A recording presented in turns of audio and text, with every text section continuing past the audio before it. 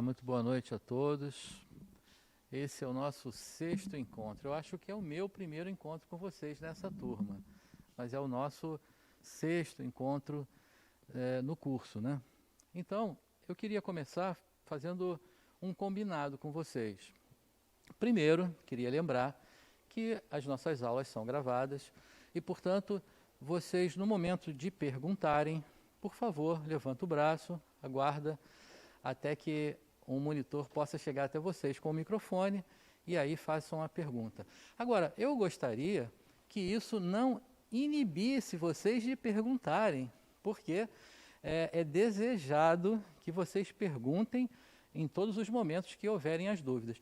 Tem algumas pessoas que preferem reunir as perguntas para um horário no final, porque perde a concentração, porque sai do tema. Eu não me atrapalha. Então, teve dúvida, levanta o braço e a gente vai tentar responder a pergunta imediatamente. Bom, mas me permitam que, se por acaso as perguntas forem de um outro tema, dos quais nós falaremos ainda, então me permitam dizer, olha, sobre esse tema a gente vai falar na aula tal. Então, com isso, a gente concentra para que hoje a gente possa explorar o máximo possível o nosso tema dessa noite. Combinado?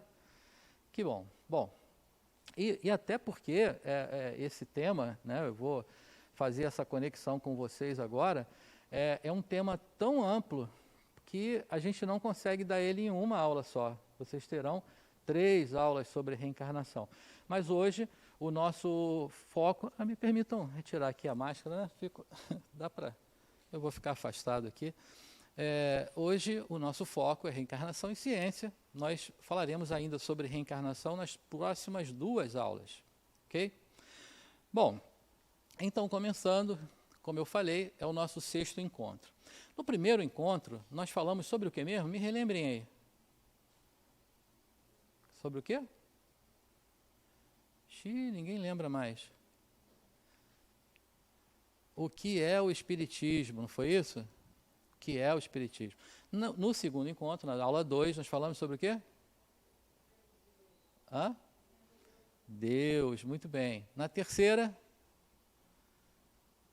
Espírito, né? Aprendemos lá sobre o perispírito, né? As propriedades do perispírito, os corpos do perispírito. Na quarta aula, sobre... Depois que sabemos que somos espíritos, evoluímos, né? Então, foi evolução. E na aula passada, o espírito, eu até acho que seria uma redundância falar da liberdade do espírito, né? A palavra espírito já está dizendo ali, é livre, né? Assim como a gente mesmo usa um termo aqui muitas vezes, espírito imortal. Na minha cabeça, né, a imortalidade está embutida ali na palavra espírito, né? Então, espírito imortal, mas a gente acaba usando as 2 palavras, assim como usa a liberdade. Bom, então, já sabemos do histórico do Espiritismo, já sabemos que fomos criados por Deus, sabemos que somos espíritos e que evoluímos e que somos seres livres no universo. Hoje, vamos começar a falar sobre um dos mecanismos do seu desenvolvimento, da sua evolução, que é a reencarnação. E a reencarnação tem uma coisa muito interessante.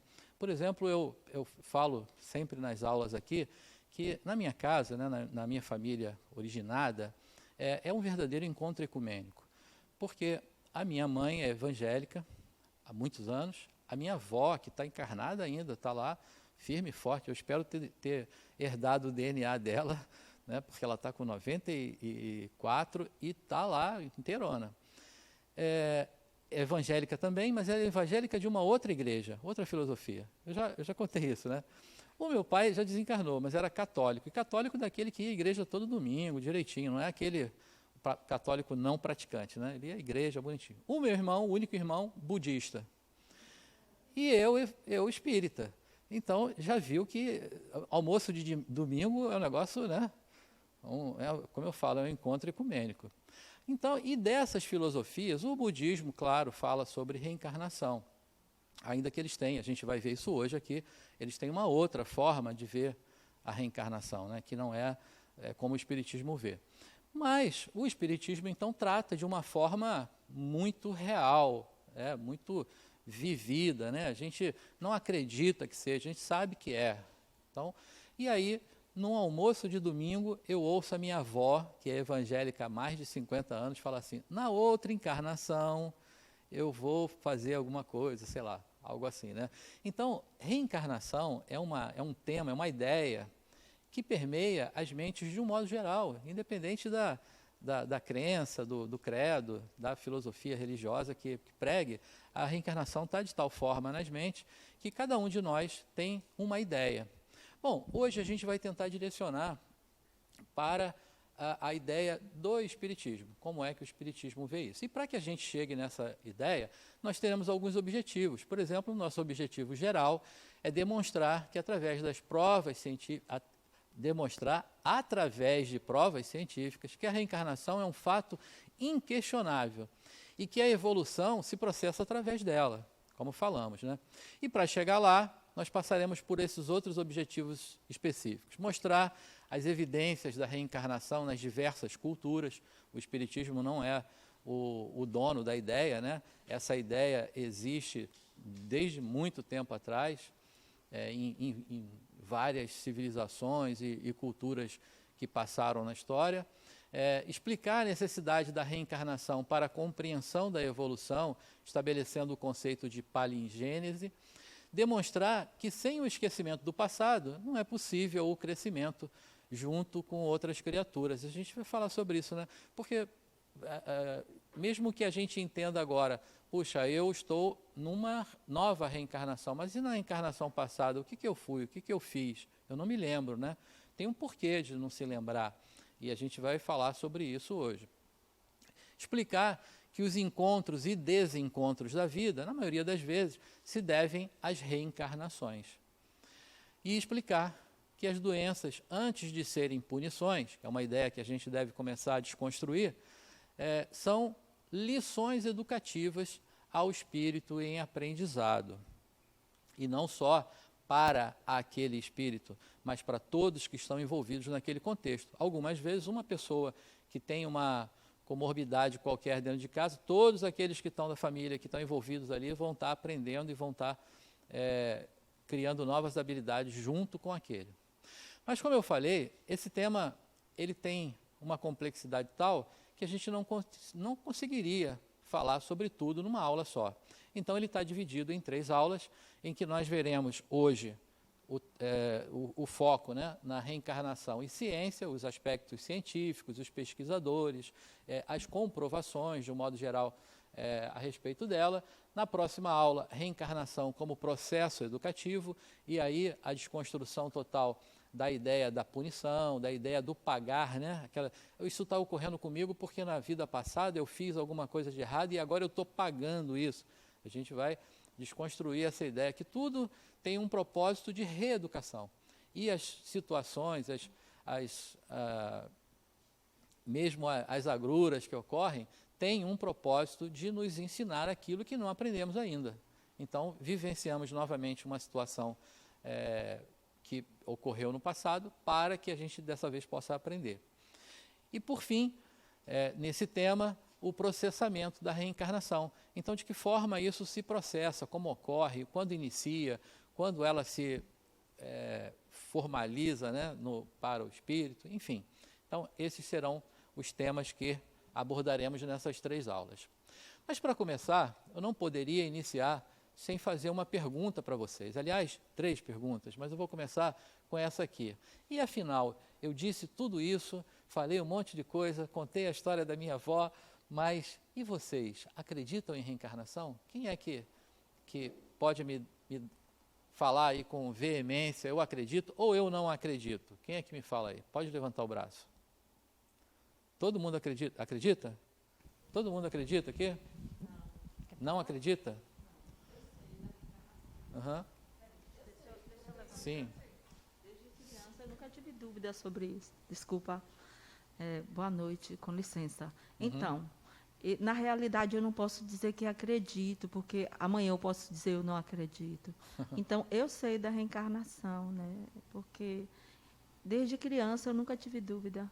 Então, você Eu não não acredita porque conhecia você o sabe que é isso? espiritismo e achava que tinha uma religião assim, Aham. né? Na época que eu era muito nova ainda e já acreditava.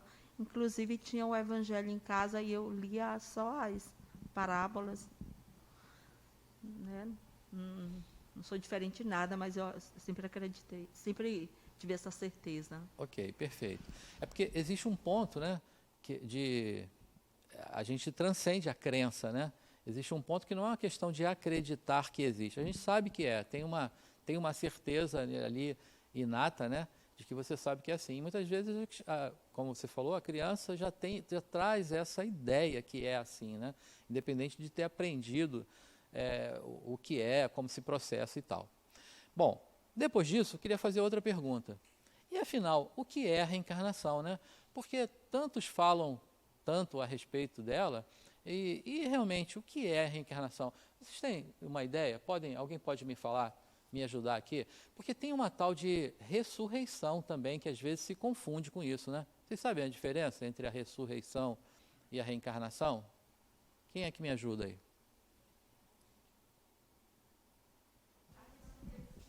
Aqui, Boa vai noite.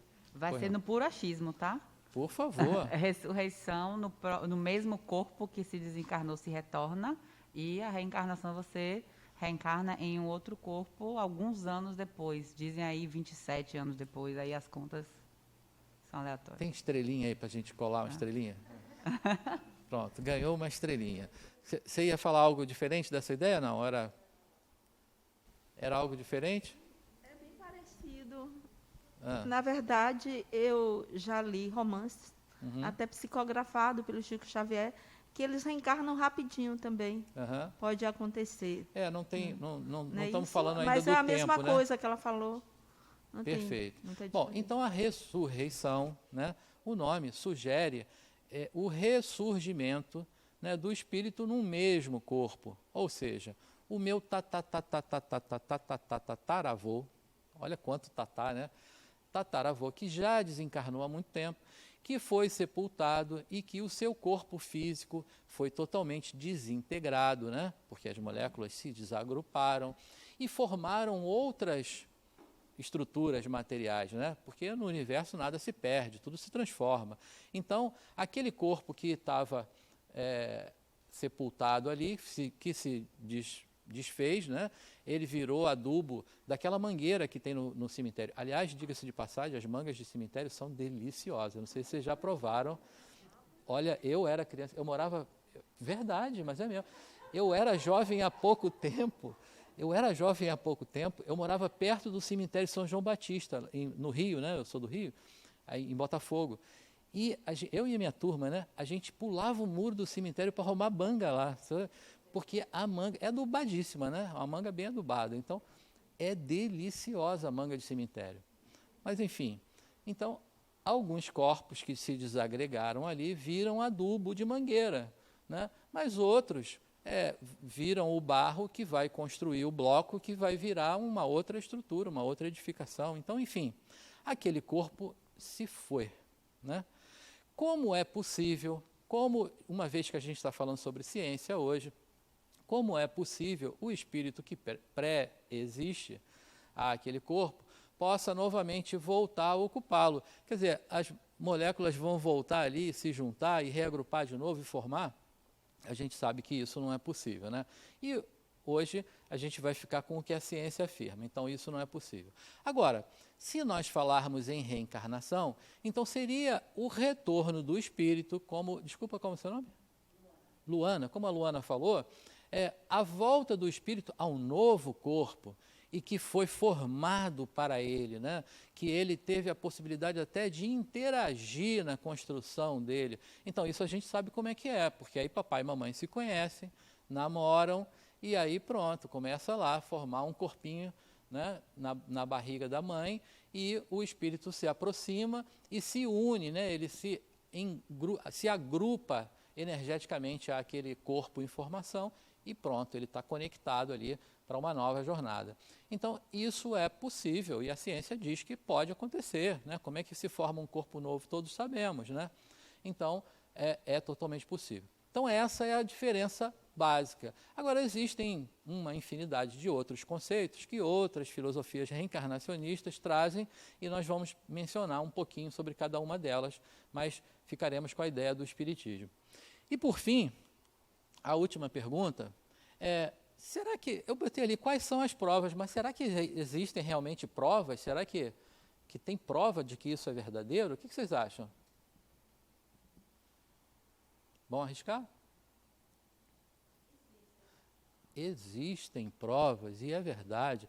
E o incrível é que uma infinidade, eu trouxe uma listinha pequena aí, eu trouxe uma listinha de comprovações, mas uma infinidade de cientistas, pessoas que falam em nome da ciência e não da religião, que estão totalmente desvinculados a qualquer religião e muito menos ao espiritismo, ingressaram numa pesquisa para comprovar o contrário, para dizer que a reencarnação não existe. Então a ideia era tirar essa maluquice, né, que alguns tinham lá de reencarnação, e no final fizeram afirmações dizendo, olha, eu não vou dizer que isso aqui não existe não, porque é verdadeiro. Então fizeram afirmações ao contrário. E pessoas que não têm nenhum vínculo com a religião, não fizeram aquilo em nome do espiritismo, né? É diferente o espiritismo encomendar uma pesquisa e um cientista cético entrar numa pesquisa até com interesse, com o intuito de comprovar o contrário e no final ele se convencer de que é verdadeiro, né? E a gente tem uma lista de nomes de cientistas conhecidos aí e que ocorreram dessa forma. Bom, como uma curiosidade até, né, já que a gente falou da ideia de acreditar e não acreditar, essa pesquisa não é muito recente. Infelizmente, a gente não tem pesquisas sobre reencarnação aí todos os dias. Mas essa estatística aqui é do Instituto Gallup, de 2005, que dizia o seguinte, que em 1969, na Europa, 20% da população declarava acreditar em reencarnação. Nos Estados Unidos também 20%, no Canadá um pouco mais, 26%. Em 78, só tem o dado da Europa, 21%, em 81 também 21%, cresceu um pouco, né? Em 1990, 23% na Europa, 26% nos Estados Unidos, 31% no Canadá, continuou crescendo. Em 2005, que foi o ano da pesquisa, só tem o dado dos Estados Unidos, que se preservou ali com os 20%. Bom, mas no Brasil, as pessoas dizem, né, acreditar totalmente 37% da população. 18% tem dúvida, não tem certeza se é ou se não é. 44% diz não acreditar e 1% não respondeu. Essa pesquisa é da Datafolha. Agora, até aí são dados apenas, né? Agora, pasmem com essa última informação, porque essa até eu me surpreendi e me surpreendo até hoje, né? Que diz assim, entre os espíritas, né? Entre nós, né? Vocês que estão se debruçando agora, vocês que já militam no espiritismo há muito tempo, eu que já estou no espiritismo há algum tempo, pensava que 110% dos espíritas acreditavam na reencarnação, 93% apenas. Então, quer dizer, existem entre os espíritas aqueles que não acreditam, né? E entre os umbandistas, 79%, as pessoas do candomblé, 68%, e entre os católicos, 44%. Esse é um dado gigantesco, porque imagina que o catolicismo, quanto de pessoas ele abarca no mundo, né? Então, 44% é um número muito grande. Talvez seja maior do que os 93% dos espíritas do Brasil. Então, essa é uma ideia que realmente passa pela cabeça de muita gente, independente da sua filosofia religiosa. Não é porque é espírita que 100% vai acreditar e nem é porque é católico que não acredita. Passa pelo pensamento de todo mundo. Bom, falando um pouquinho sobre a evolução histórica, desde quando, então, se fala em reencarnação e de que forma, né? Nem sempre, ou em nem todos os momentos, se falou, como falamos agora, como o Espiritismo uniu ideias, né? Porque ele não inventou nada, ele simplesmente pegou aquilo que já existia e trouxe dentro da sua ideia principal, né? É a reencarnação à luz do Espiritismo. Não quer dizer que foi o Espiritismo que inventou o processo, né? E nem muito menos a reencarnação. Então, lá nos idos de 3.000 anos antes de Cristo, já havia uma ideia, né, no Egito, numa cena lá na sepultura do faraó Ramsés III, dizia assim, em que se vê uma alma condenada tomar um corpo de um porco na terra. Então, já uma ideia de que a alma, né, preexistia, ou o espírito, e que ele podia assumir outros corpos. Aí uma ideia ainda de ser possível, né, retornar a um corpo animal. E ainda aquela ideia também, né, de que era um condenado, porque era um errante, né, e por isso ele ia assumir um corpo animal.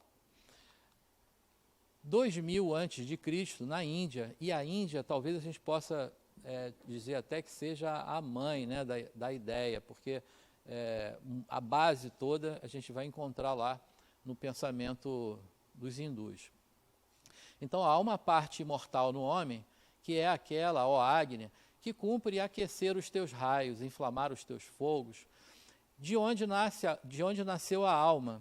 Umas vêm para nós e daqui partem, outras partem e tornam a voltar. Quer dizer, já está falando daquela ideia da dialética, né? Cada hora num mundo espiritual e mundo material, mundo espiritual e mundo material. Então, 580 a.C., Sócrates, Platão, né, já dizendo, a alma nunca morre, mas recomeça uma nova vida. Muda de domicílio, tomando uma outra forma. Quanto a mim, já fui Eufórbes no tempo da Guerra de Troia. E lembro-me perfeitamente bem do meu nome e dos meus pais, bem como fui morto no combate com o rei de Esparta. Então, ele está se lembrando, né, de uma outra encarnação dele, que era um guerreiro lá, e que lutou em Esparta, né? Isso Pitágoras. Agora, o próprio Platão, né, tinha uma ideia do mundo das ideias, né, e que esse era um mundo verdadeiro, que era um mundo perfeito, e que tudo e qualquer coisa que ocorria no mundo material era uma simples cópia do mundo das ideias. Então, Platão já trazia essa ideia também aí de uma outra instância. Entre os hebreus, né, já dizia assim, ó, o perverso morrerá, porque desviou-se da lei divina por opção. Por excesso de erros, perderá-se e retornará para consertar a sua alma. Então, ó, já começando mais veemente com aquela ideia de pagar, né, fiz errado, então vai ter que voltar para consertar, mas, de novo, está no caminho, né, na ideia de que voltamos. Então, já no cristianismo, isso antes daquele concílio papal, né, de Constantinopla, né, ali no 553 depois de Cristo, século IV, quase século V, o próprio cristianismo diz assim, ó, a alma veste vários corpos em tempos diferentes. E a alma presa, ora nessa criatura, ora naquela, assim percorre uma ronda ordenada pela necessidade. Então foi Diógenes, né, que falou isso lá no século I. Mas houve um concílio papal lá no século V que resolveu tirar o nome reencarnação da história do cristianismo. E foi aí que entrou ressurreição. Foi nesse momento que os cristãos, então, pararam de falar sobre reencarnação. E o próprio Jesus, né, diz assim, ó, em verdade vos digo que alguém não nascer de novo não poderá ver o reino de Deus. Então, que se você não passa pelo renascimento, pelas reencarnações, você não se burila, você não evolui o suficiente para chegar ao reino de Deus. Então, Jesus já dando uma dica ali importante. Né?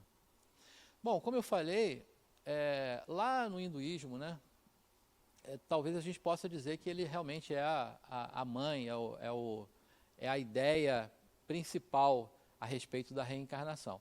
Com uma diferença que para os hindus não há um progresso, não há uma evolução, né, do ser, né, do espírito. Então ele pode, num dado momento, né, da sua vida, uma vez que reencarna em corpos humanos, ele retornar e encarnar, ocupar, não sei como é que chamaria isso, né, corpos animais. Então, a única diferença é que o Espiritismo prega que a reencarnação é progressiva. E uma vez atingido a complexidade de animar corpos humanos, não é mais possível você animar um corpo animal. Não é mais possível, então não dá para voltar. Mas o hindu acha que pode, né? E prega dessa forma. Em outras culturas, por exemplo, no Egito, né, os egípcios acreditam que depois da morte a alma habitava durante 3.000 anos em todo tipo de encarnação vegetal, animal, e só retornará como humana, só voltaria ao corpo original se ele tivesse corretamente mumificado. Daí, né, mumificar lá e guardar os pertences daquele personagem lá, para que quando ele retornar, ele ter a posse de tudo e tal. Na filosofia grega, né, segundo a doutrina órfica, a pessoa é formada por um pequeno elemento divino e um grande e mau elemento tirânico. Os humanos precisam aprender a eliminar o elemento tirânico dentro de si, e isso leva necessariamente muitas encarnações, a partir das quais a libertação é possível.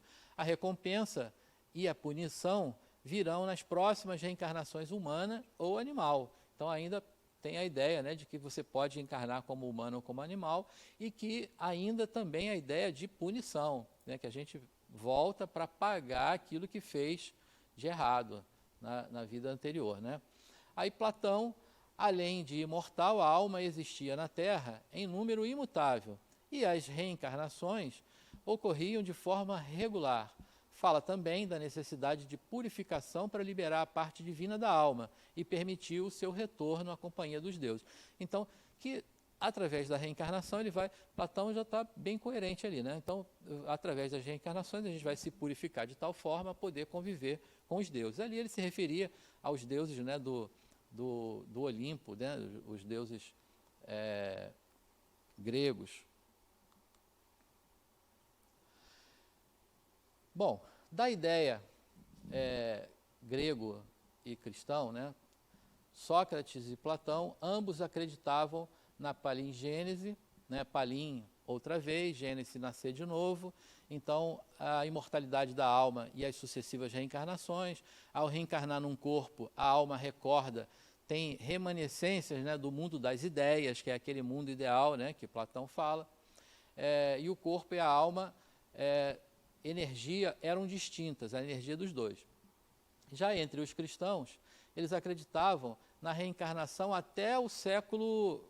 Ali está o século VI, mas foi até o século V, mais ou menos, né? Os monges e discípulos de Orígenes, no século III. O concílio de Constantinopla, né, que foi em 553 depois de Cristo, foi declarado que todo aquele que defender a doutrina mística da pré-existência da alma e a consequente assombrosa opinião de que ela retorna, seja anátema. Anátema para o cristianismo é a pior condenação, né? Quando eles lançavam esse anátema, outro cuspiam no chão, assim, né? Demonstrando nojo e tal ao outro, né? Isso foi o imperador Justiniano. O corpo e a alma materializado era uma coisa só. Então foi a ideia do cristianismo. Dizem, né, as más línguas, você sabe que tem fofoca espiritual também, né? Dizem as más línguas que isso foi porque a mulher dele, né, ficou apaixonada lá por um soldado, e ela dizia que eles eram casados numa outra encarnação. Aí ele ficou ofendido com isso, e ele falou, vamos acabar com esse negócio de reencarnação, daqui para frente não tem mais, e aí mudou, ele era dono do poder, né, mudou. Mas, como eu estou falando, fofoca espiritual, né, isso aí não está escrito em lugar nenhum. Bom, afinal, e na visão espírita, né, o que é a reencarnação? Eu vou falando direto aqui, mas vou relembrar aqui, se vocês tiverem alguma dúvida, se algo aí não tiver, pode levantar o braço e perguntar, porque senão eu me empolgo aqui, vou correndo e não falo. E eu sempre fico naquela dúvida, né? Se vocês não perguntarem, eu fico na incerteza, né? Se a aula está tão boa que não está gerando dúvida, ou se está tão ruim que ninguém não quer nem perguntar. Então, como eu vou querer ir para a primeira hipótese, então me ajudem e perguntem, não fiquem tímidos não. Às vezes a gente pensa assim, mas essa pergunta é muito bobinha. Não se preocupe, porque não tem pergunta boba. Todas elas são importantes e podem levar também, às vezes, a um assunto que eu posso ter passado direto ou não ter esclarecido bem, viu? Então, perguntem. Então, olha, Kardec diz assim, a reencarnação é a volta da alma ou espírito à vida corpórea, mas em outro corpo especialmente formado para ele, e que nada tem em comum com o antigo. É exatamente o que a gente tinha falado, né? Adenauer, lá no livro de vocês, no livro Conhecendo o Espiritismo, no capítulo 6, ele vai dizer assim, a reencarnação é um mecanismo obrigatório no nível de evolução em que encontra a humanidade terrestre. Ninguém está isento dela e não há privilégios. Então aqui não adianta ser amigo do rei, porque você vai ter que reencarnar do mesmo jeito e não tem privilégio algum, né? Então reencarnar sem a lembrança do passado é um mecanismo que possibilita a convivência de contrários e daqueles que elevam a paixão ao seu grau máximo. Então, imaginem o seguinte, se por acaso, já falando sobre o porquê, né, de esquecer, imagine que numa encarnação passada, como é seu nome? Desculpa. Átila, nome grego. Então, eu e o Átila, na Grécia Antiga, nos degladiamos lá, éramos gladiadores, e eu matei o Átila. E a gente veio aí se esbarrando nas encarnações até aqui o tempo todo, né? Ele fica com raiva de mim e me pega, e eu fico com raiva dele e pego ele e tal. Aí, depois desse tempo todo, a gente fala, não, agora nós vamos reencarnar no Brasil, lá na Bahia, e nós vamos estudar junto lá na ULI. Se o Átila lembrar que fui eu que dei o golpe de espada nele e acabei com a vida dele, quando ele estava cheio de planos, ele já estava pensando em ser senador da República, e ele cheio de planos e eu tirei a vida dele, a gente vai conseguir ficar aqui na aula? De jeito nenhum, porque ele dali mesmo sentado vai querer levantar para me dar uma rasteira aqui. Então, não é possível. Então, o porquê da gente não lembrar? Porque aí há a possibilidade, abre a possibilidade da gente criar uma nova relação e nessa relação a gente passar por cima do que houve no passado. E aí, claro, quando desencarnar, vai chegar lá do outro lado e a gente vai falar, rapaz, mas foi você que me matou. Poxa, mas nessa agora, né, foi tão bom a gente estudar junto. E eu estou falando de estudar aqui, mas imagina se forem dois irmãos, né? Em quantas famílias a gente vê que tem irmãos que vivem se estapeando, né? E do nada. Assim, poxa, mas não tem porquê, mas às vezes o cara se dá melhor com um amigo e considera irmão do que com o próprio irmão, né? Algo do passado. Mas nessa nova construção, nessa nova possibilidade, é possível que passe por cima daquilo, né? E que resgate aquele mal. E aí, quando os dois desencarnam, fala, puxa, mas a gente teve esse problema lá no passado, mas agora foi tão bom, puxa, você me ajudou nisso, naquilo, e a gente viveu dessa forma e fomos felizes. Então, pronto, é o caminho para que a gente consiga reconstruir e normalizar essa relação. Pois não. Só chegar o microfone aí para você.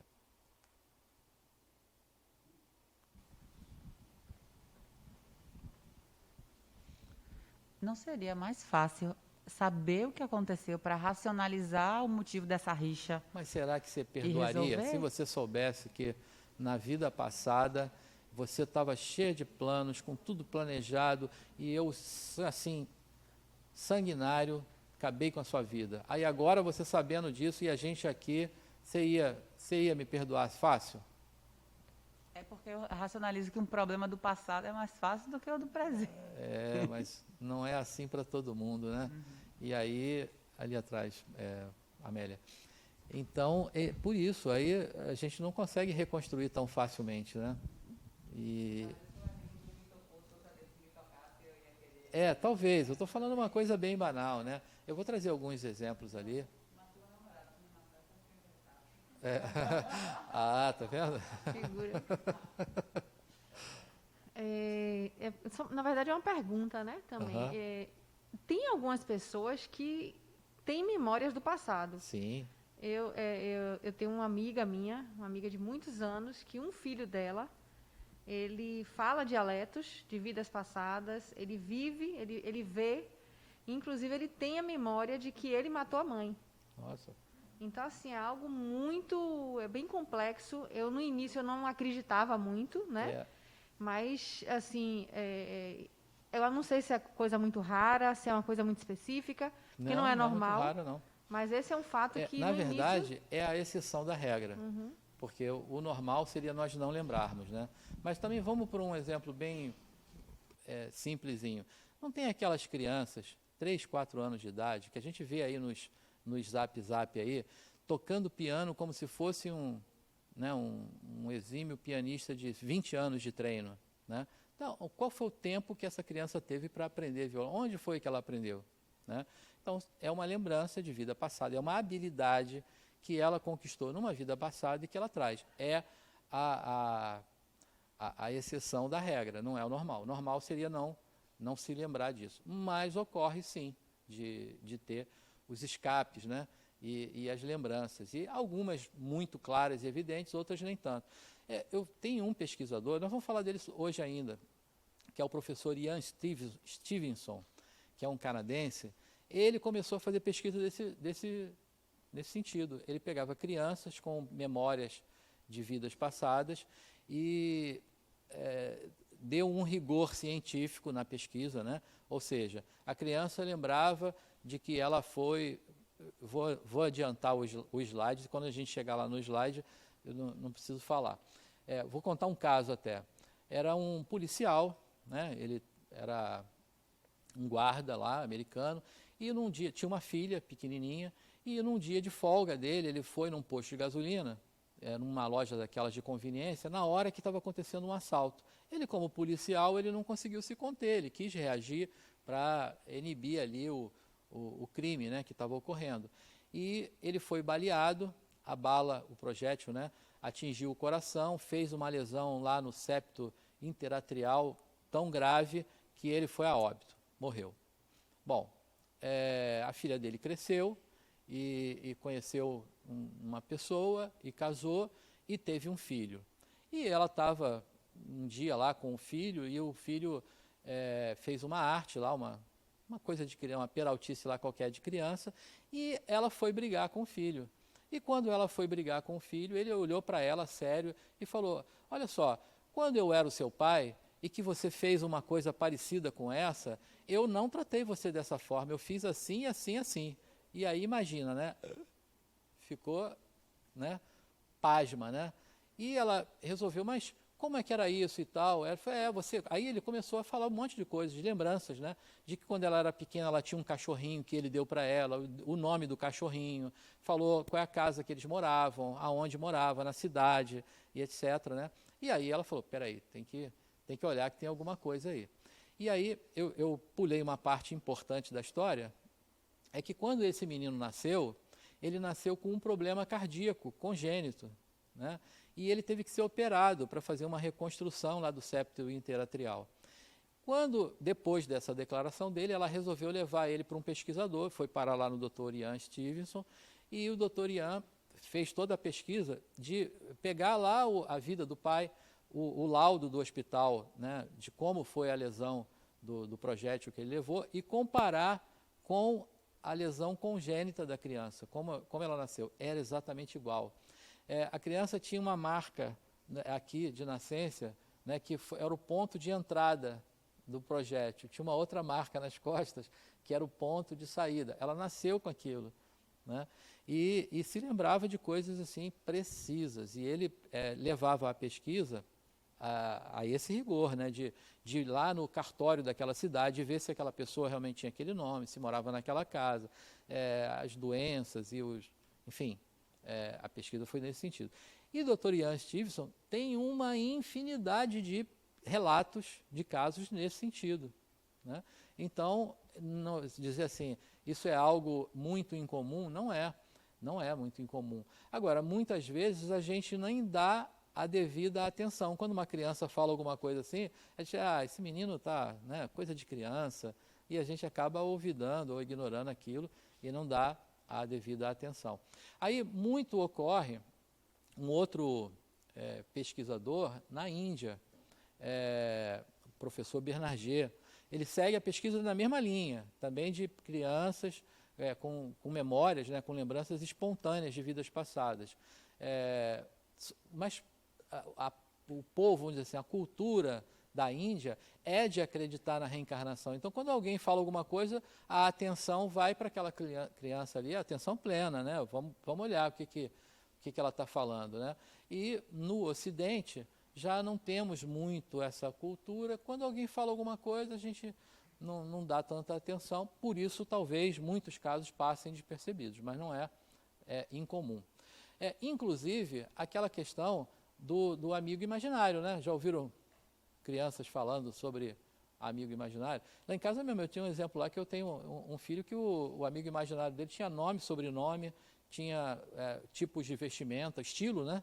De vestimenta, como é que ele se vestia e tal. Então, mas a gente leva para aquela coisa assim, isso é da criança, é imaginação, isso aqui vai imaginação fértil, né?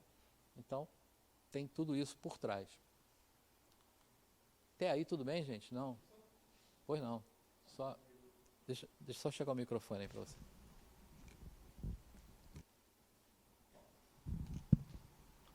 Eu fiquei com uma dúvida no início do slide, quando você fala que quando o espírito retorna num novo corpo, nada tem de comum com o antigo. Uhum. Seria, você vê homem, na outra você vê mulher, é negro, é isso mesmo? Perfeito, é uma regra isso mesmo. rígida assim?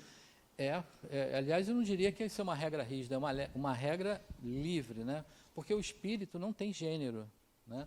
O espírito, o que vai formar, né, o gênero, a etnia, é a necessidade dele. Então, como nas próximas aulas a gente vai falar sobre o critério da reeducação. E nesse critério, a gente vai entender que eu preciso aprender algo que eu não aprendi. Por exemplo, eu sou engenheiro nessa encarnação. Talvez eu já tenha... minha mulher fala assim, você se acha, né? E eu me acho mesmo. Eu sou bom pra caramba no que eu faço. Então, o que acontece? Eu acho que talvez eu, dentro dessa ciência, né, dessa área das ciências exatas e tal, eu já tenha chegado num ponto importante já, né, bom, mas, em contrapartida, em outras dimensões da vida, eu ainda não me desenvolvi. Então, numa outra encarnação, é necessário, ainda que eu já aprendi agora recentemente, que a gente já pode programar a próxima. Então, eu entrei na faculdade de psicologia agora, estou estudando psicologia para, talvez não use mais nessa, mas na próxima encarnação eu já venho preparado, né, para entrar numa área humana, né, que é outra ciência agora que eu estou estudando. Então, nessa outra área, eu não tenho desenvolvimento nenhum. Aí vai ser necessário eu vir, né, com essa predisposição para que eu me desenvolva lá. Se é melhor que eu venha num corpo masculino, num corpo feminino, se é melhor que eu venha dentro de uma etnia que vai me oferecer maior facilidade para aquilo, ou maior dificuldade, porque é necessário que eu tenha um esforço e que eu precise mostrar que esse esforço, então, por exemplo, eu posso vir numa região muito pobre e com dificuldade de estudo, para que haja um empenho importante da minha parte, enfim, tudo isso é aprendizado para o espírito. O espírito em si, a singularidade do espírito, não tem gênero, não tem absolutamente nada. Ele pode vir de qualquer forma. Beleza? Então, pronto. Então, seguindo um pouquinho mais. Agora travou. Normalmente na aula... Só passar aí no teclado, por favor. Setinha para o lado. Foi? Normalmente, é porque existe, a gente vai ter uma aula sobre obsessão. Então, existe obsessão de informática, acreditem nisso. Porque normalmente na aula de obsessão o computador trava, acontece um monte de coisa. Nessa aula normalmente não acontece não, mas tudo é possível. Deixa eu ver aqui se...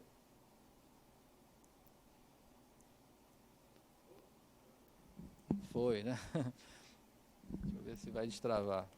Ah, destravou. Bom, então a gente já falou sobre esse slide aí, né? A ressurreição, que sugere, né, o retorno do espírito. Destravou, Rodrigo, a obsessão da reencarnação, mas já passou. Foi só um espírito que passou rápido aqui. Pois não. Amélia, aqui, tô botando você para andar hoje, né?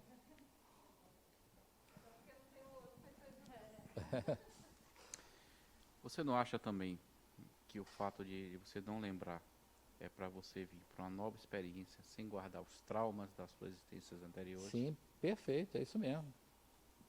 É isso mesmo, também. Agora, E com isso você muda a sua natureza com base no seu instinto e não nas lembranças e nas experiências prévias? perfeito, vai te oportunizar um novo desenvolvimento. Essa é a ideia, realmente. Existe eu pensei, quando você começou a falar, eu pensei que você fosse falar uma coisa, você acabou falando outra, com toda a razão. Mas existe um porquê, cientificamente, da gente não lembrar. Porque o Espiritismo acaba falando do véu do esquecimento, né? Cria figuras, né, para essa explicação de não lembrar. O propósito é esse mesmo, é o que você falou.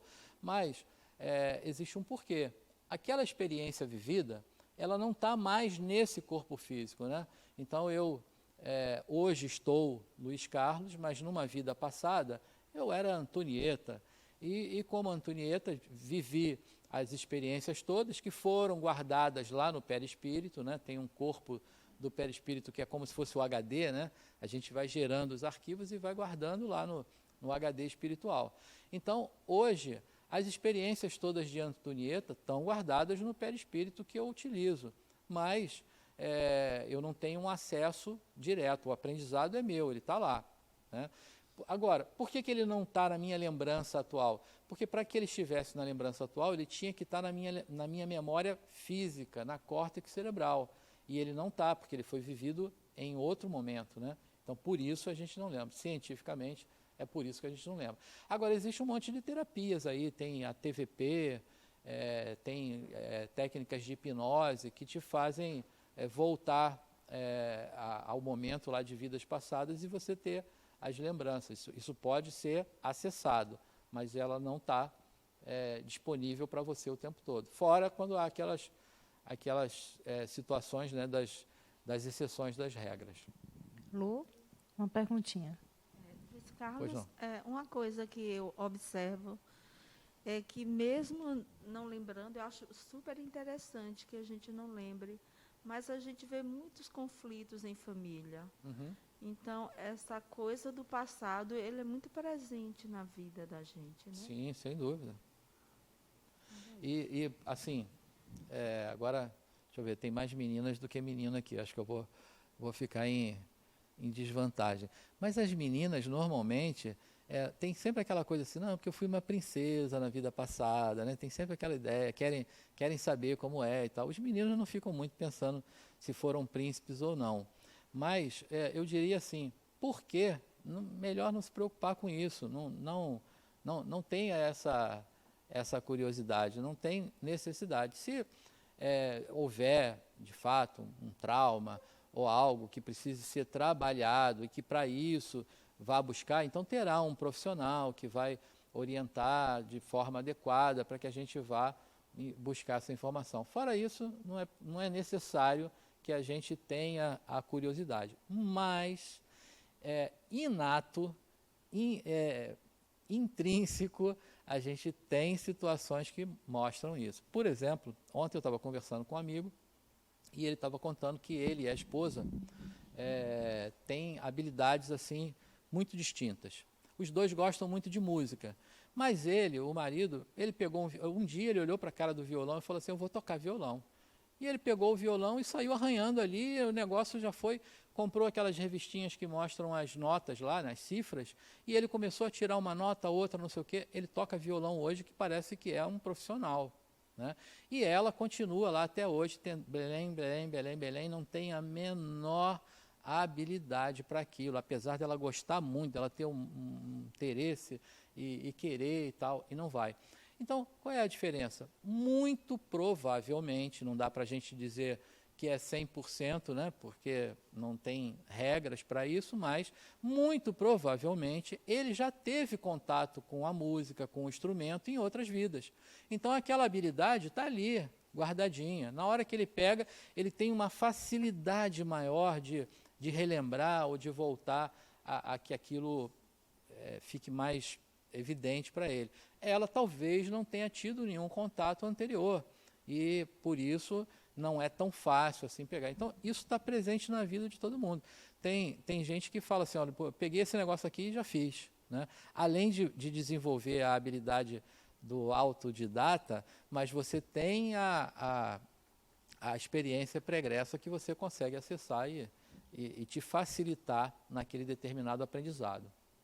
Pois não. Tem gente que aprende matemática fácil, tem gente que não aprende, né? Além dessa questão das habilidades, quando você tem aquelas sensações de déjà vu, assim, por exemplo, já aconteceu isso comigo.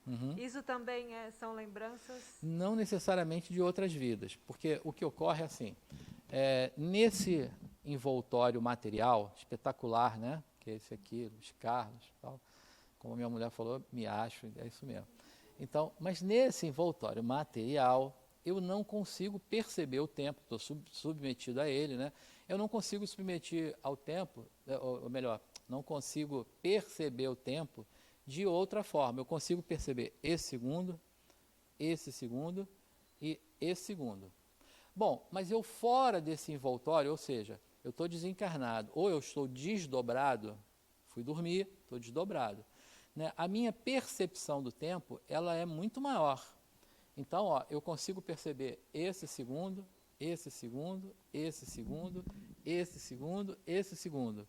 Se nesse segundo aqui estiver ocorrendo alguma coisa que eu esteja envolvido, quando eu acordar, eu vou ter a sensação de que eu já vivi aquele segundo ali. No momento em que aquilo acontece na dimensão física, aí você, opa, mas eu já tive nessa situação, ou nesse lugar, ou isso já aconteceu, aí é a lembrança do déjà vu, né? Então, não necessariamente o déjà vu é uma lembrança de outra vida, ela é algo que está ocorrendo naquele momento, mas que você percebeu fora da dimensão material. No corpo físico, a gente tem 5 sensores para aferir a matéria, né? A nossa dimensão. É a visão, a audição, o tato, o paladar, faltou o quê? E o olfato, né? Essa é na dimensão física, é o que a gente afere a nossa realidade.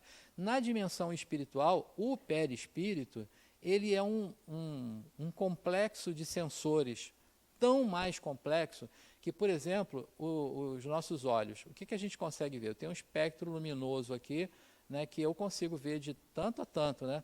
Eu sei que o infravermelho está aí, eu não vejo, mas eu sei que eu sinto, né? O ultravioleta, eu sei que ele está aí, mas eu não vejo, né? No perispírito você consegue perceber tudo isso, né? Frequências sonoras que a gente não consegue, o ouvido não capta, o perispírito vai captar. Então, essas percepções são muito maiores com o perispírito. Aí você retorna à vigília e tem aquela sensação de que você já viveu aquilo ou que aquilo já aconteceu em outra época, né? Eu acho que depois tem uma pergunta aqui também, né? Beleza. Oi, se o perispírito ele tem tantas sensações, para que ele precisa de um corpo? Por que a gente não é vários perispíritos andando por aqui? Porque você está na dimensão material. Aí aqui o veículo de manifestação do espírito que você precisa utilizar um corpo físico. Mas se você tivesse agora na dimensão espiritual, você veria um monte de perispírito por aí e seria exatamente assim. É porque o espírito, né, a essência, ela vai utilizar da matéria para o seu desenvolvimento. E ela vai usar as nuances que a matéria oferece. Uma delas é essa nuance material, né, onde você vai ter aprendizados, vai adquirir habilidades que você não conseguiria adquirir numa instância mais sutil, né, que é a vida espiritual. Mas o que você falou, por que não é um monte de perispírito? É um monte de perispírito. Se você estivesse na dimensão espiritual, você só veria isso. Mas aqui, nós somos um monte de perispírito com um corpo físico. Ok? Bom, tem mais uma pergunta lá atrás.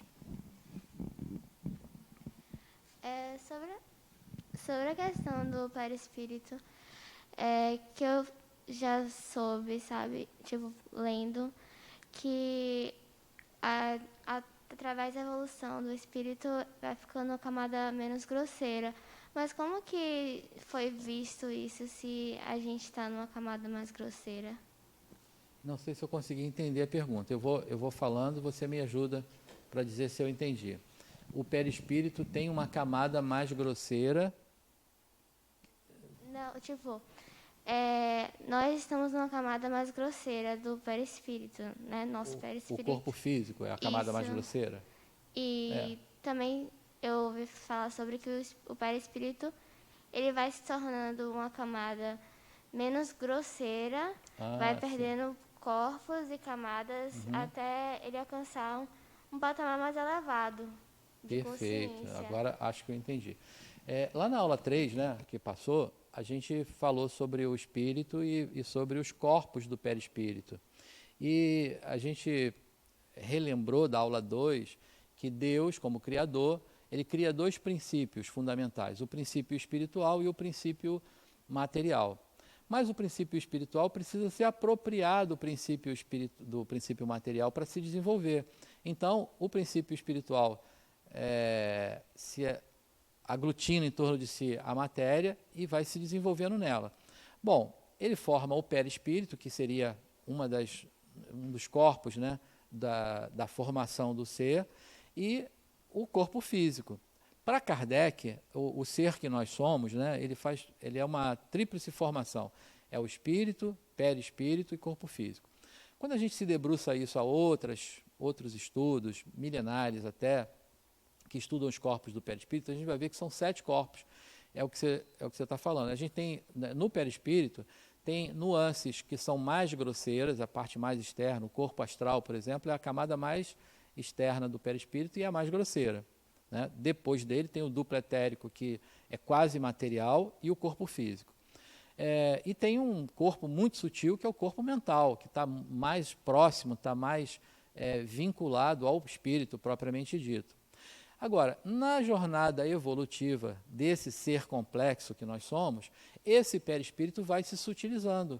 Quanto mais avançado, quanto mais evoluído ele é menos grosseiro. Quer dizer, um dia, quando nós habitávamos as cavernas aqui, o perispírito que nós utilizávamos era muito grosseirão, né? Hoje ele já é mais sutil e tende a ficar mais sutil ainda conforme a gente for avançando, evoluindo. Seria mais ou menos isso que você falou? Então, perfeito. Agora, tanto o corpo espiritual, né, o perispírito, quanto o corpo físico, são apenas veículos de manifestação para o espírito, para que ele se desenvolva neles. Então, quer dizer, se eu estou na vida espiritual, eu utilizo o corpo perispiritual. Na vida física, né, agora aqui a gente está todo mundo encarnado aqui, aí a gente usa o perispírito, mas usa também um corpo físico, que é um outro envoltório mais grosseiro, né, que é a casca, né, da fruta, que é o corpo físico. Ok? Na questão da projeção astral... Desculpa, eu não estou ouvindo, está muito baixinho. Na questão da projeção astral, como é que funciona? Bom, sobre a projeção astral, eu vou dar uma dica para você sensacional. Espero você lá na pós-graduação, porque a gente vai estudar aqui. Estamos no ciclo 1, 2, 3, 4, 5, ciclo 10. Aí depois tem uma pós-graduação, eu sou um dos coordenadores da pós. o nosso tema lá é desdobramento, teoria e prática. A gente vai falar tudo sobre desdobramento, tudo que você imaginar. Para você não ter que esperar 4 anos e meio, eu vou dar só uma palhinha agora, mas não dá para a gente aprofundar nisso, porque foge um pouquinho do nosso tema de hoje. Você mencionou a palavra projeção espiritual, né? A gente poderia falar projeção da consciência, ou como o Espiritismo fala, desdobramento, né? Desdobrar, o perispírito se separar do corpo físico. Então, existe um corpo que está ligado, e a gente viu isso na aula 3, um corpo que está ligado ao corpo físico chamado duplo etérico, que é um corpo energético. Desse corpo parte uma energia, um enlace energético que vai se unir à parte mais grosseira do perispírito, que é o corpo astral. A gente chama esse enlace de cordão de prata. Já ouviram falar de cordão de prata? Então, esse cordão de prata ele é de uma matéria tão elástica, tão plástica, que a gente pode estar aqui agora e no instante seguinte, assim, ó, tá lá do outro lado do mundo, e retornar imediatamente, dada a velocidade, elasticidade, plasticidade desse enlace, e se retornar ao mesmo tempo. E você pode promover isso de 2 maneiras. Você pode fazer isso conscientemente, ou seja, eu sento aqui e vou entrar num estado alterado de consciência e vou entrar o corpo físico num relaxamento total e eu projeto a consciência, eu vou passear aqui na fundação, ver coisas e tal, e daqui a pouco retornar aqui. E durante esse trajeto, eu ter consciência que estive fora do corpo. Então, essa é a projeção da consciência. É você desdobrar. Agora, isso não é habilidade sobrenatural para ninguém, porque isso vamos dizer assim, é algo natural para o espírito. O espírito desdobra todo dia. Se quer queiram ou não, quer saibam ou não, toda noite, quando vocês vão dormir, vocês desdobram. O que ocorre é que nem sempre a gente tem consciência do que aquilo ocorreu. Então, a gente não tem consciência, mas o desdobramento a gente faz todo dia. Todo mundo desdobra aqui, todo dia. E lá na pós, aí vou fazer de novo a propaganda lá para você ser um aluno perseverante, estudar direitinho, para quando você chegar na pós, a gente estudar sobre isso. Quando chegar lá na pós, a gente vai aprender técnicas de consciência, técnicas que vão fazer com que você projete a sua consciência sabendo o que está fazendo. E quando isso ocorrer também, porque pode ocorrer de forma não voluntária, né? Você foi dormir e desdobrou. Então, você poder trazer isso para a consciência. Então, ok? Então, beleza. Eu queria ter só 2 horas e meia para a gente falar só sobre isso, porque é um tema que me fascina, mas hoje a gente precisa falar um pouco mais sobre reencarnação. Então, falamos sobre a ressurreição, sobre a metempsicose, sobre a reencarnação. A reencarnação sugere uma progressão, então o espírito não evolui. Aquilo que ele adquiriu, ele não perde, é dele, né? A metempsicose vai sugerir que, num momento, você volta num corpo animal, né? Voltou lá num cachorrinho, num gato, numa vaca, sei lá, você volta no animal. O Espiritismo diz que isso não é possível. Uma vez o espírito tenha adquirido a complexidade de animar corpos humanos, o sistema nervoso humano é muito complexo, não dá mais para você manejar um corpo animal, é o nosso pensamento. Mas aí estão as diferenças, né? E aí a gente vai falar um pouco agora sobre as pesquisas, né? Eu já adiantei falando sobre o Dr. Ian Stevenson, né, o canadense lá, ele talvez seja o principal pesquisador, né? E quais são os campos, né, dessa pesquisa?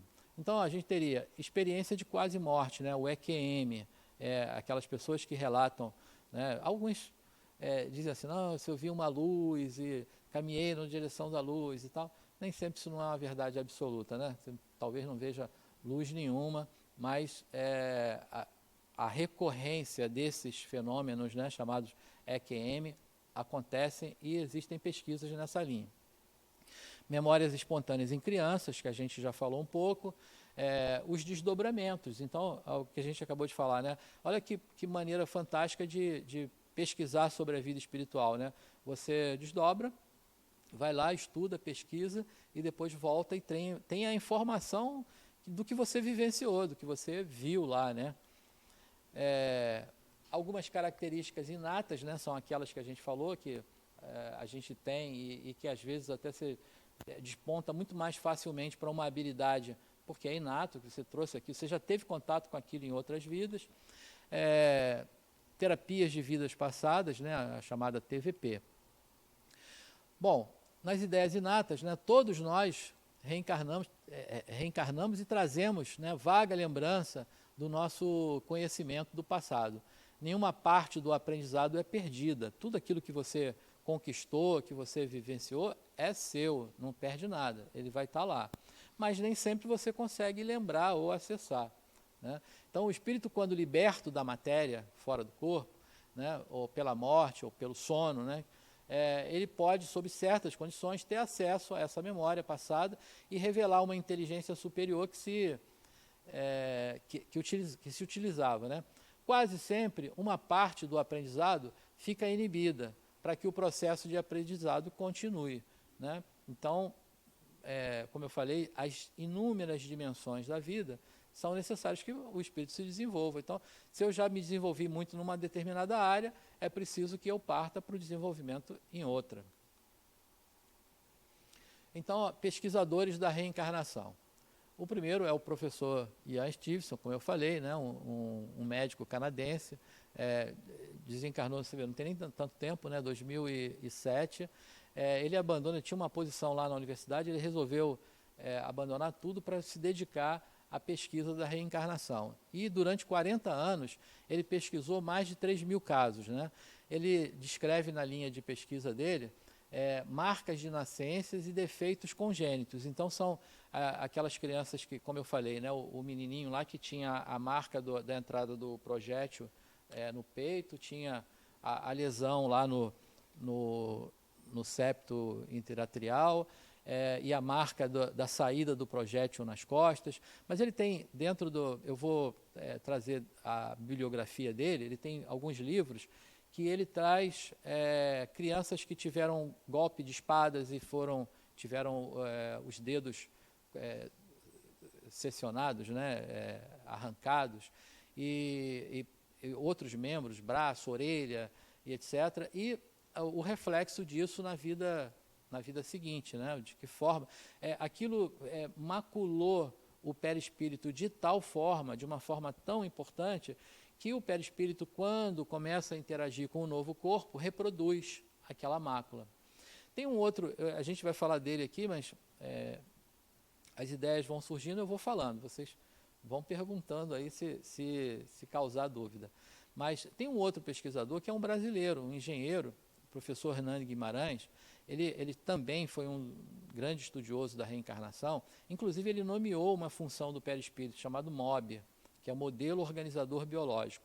E ele diz o seguinte, que quando começa a interação, quando o óvulo é fecundado e ele nida, né, porque a reencarnação não começa na fecundação, e sim na nidação. Quando o óvulo fecundado adere à parede do útero, né, no endométrio, aí ele começa abre a possibilidade de iniciar uma reencarnação. Ali o espírito pode se vincular àquele óvulo fecundado. E quando isso ocorre, o perispírito do espírito reencarnante começa a interagir com aquele corpo em formação. E essa função, chamada MOB, né, Modelo Organizador Biológico, vai interagir com a herança genética, né? Papai e mamãe deixaram ali a herança genética, mas ele vai interagindo com aquilo que ele traz de bagagem. E se há, por exemplo, uma mácula muito importante, uma emoção que foi vivenciada por ele de uma forma muito importante, ele acaba formando no novo corpo aquela marca.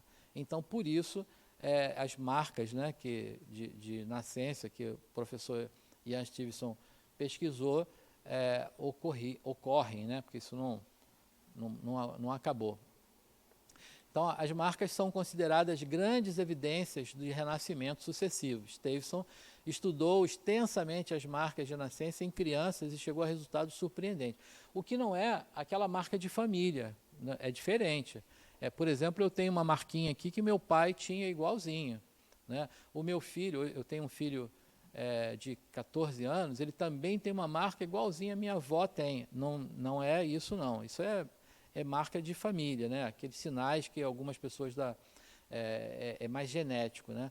O que a gente está falando aqui são coisas da vida anterior do próprio espírito. Então, algo que ocorreu comigo numa vida passada e que se reflete nessa vida agora, né? Não foi com meu pai, nem com ninguém, comigo, né? É de mim para mim.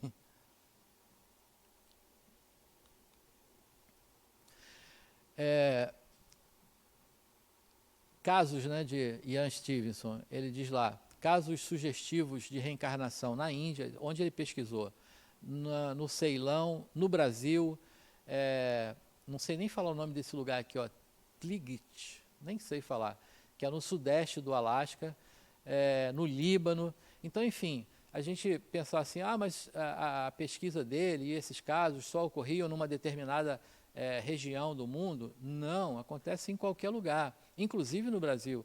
Agora, talvez, isso é a minha opinião, não é ninguém que está dizendo, talvez nós aqui ocidentais, né, por não termos uma cultura muito arraigada da reencarnação, a gente não dá atenção na hora que a criança fala, aquilo que falamos no início, né? Lá no Oriente, tem uma cultura reencarnacionista muito mais evidente, e aí a criança fala sobre aquilo, as pessoas abrem a atenção, e aí talvez se encontre mais casos, né? Não quer dizer que aqui não tenha, mas as pesquisas dele foram em toda parte do mundo. E aí ele conta um caso ali, eu já contei um outro, né? Ele conta um caso ali de um singalês, né? Chamado Sujit, né? Relatos com menos de 2 anos sobre a vida anterior, quer dizer, menos de 2 anos ele lembrava de coisas passadas lá, mais ou menos como eu contei daquele outro caso. Eu vou avançar um pouquinho aqui, porque senão a gente não consegue, eu já contei um caso, né? Então, esse é um dos livros publicados pelo professor Stevenson, né? Então, crianças que afirmam, aí já é uma outra linha, aquela linha de pesquisa dele é de marcas de nascença, aqui já é de lembrança espontânea. Então, ele já diz, crianças que afirmam se lembrar de uma vida anterior, foram encontradas em muitas partes do mundo, particularmente nos países budistas, hindu, do sul da Ásia, entre os povos xiitas do Líbano, na Turquia, as tribos da África Ocidental e do Noroeste americano. Stevenson reuniu mais de 2.600 casos notificados de memória de vidas passadas, dos quais 65 relatórios detalhados foram publicados nesse livro aqui. Enfatiza de novo, né? Você vê que ele demarca ali uma grande área, né, do mundo, mas não quer dizer que só aconteça naquelas áreas, isso pode acontecer em qualquer lugar. Aí, casos aqui de marcas de nascença, né? Então, foi constatado que muitas das marcas e sinais de manchas, vermelhidão na pele, eram resquícios de feridas em vidas passadas. São comuns marcas que se formam a partir de tiros, de facas, de lança, de espadas, golpes fortes, de cortes na pele, de queimaduras mais profundas, dentre outros. As marcas de nascença ficam mais fortes em decorrência de traumas ou feridas de grande intensidade que ficam gravadas no corpo espiritual. E aí elas, uma vez gravadas no corpo espiritual, quando o perispírito se acopla ao novo corpo em formação, ele consegue imprimir de novo aquela marca, né, ou aquela falha, vamos dizer assim, da vida passada. Cada um nesses livros, né, de Stevenson conta o caso de cada um desses meninos aqui. Essa marquinha aqui tem um porquê, essa orelha aqui tem um outro porquê, né, foi um golpe de espada.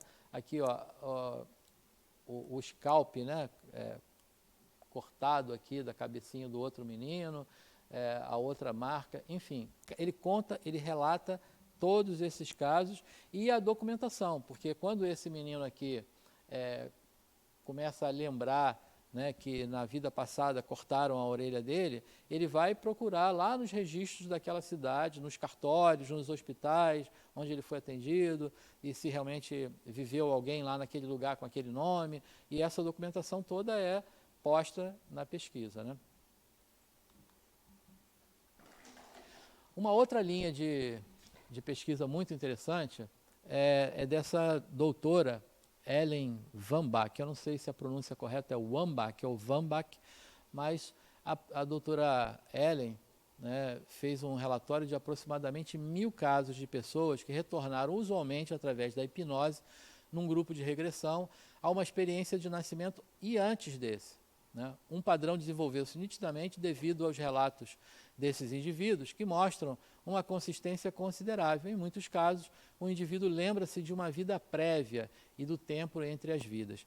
E a doutora Ellen foi um desses casos, né, que eu acho fantástico, que ela começou a ter pacientes chegando lá no consultório dela e relatando situações de vidas passadas, e ela falou assim, não, esse pessoal, isso é histeria coletiva, isso não existe, essas pessoas estão loucas. E ela começou, então, a intensificar a pesquisa.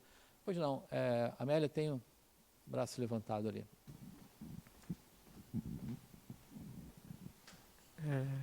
Sobre isso de... Eu ia pedir, por favor, só para você falar um pouquinho mais alto. Eu acho que esse microfone está baixo. Sobre o que perguntaram antes também, de tipo, projeção, que aí... Acho que agora vai.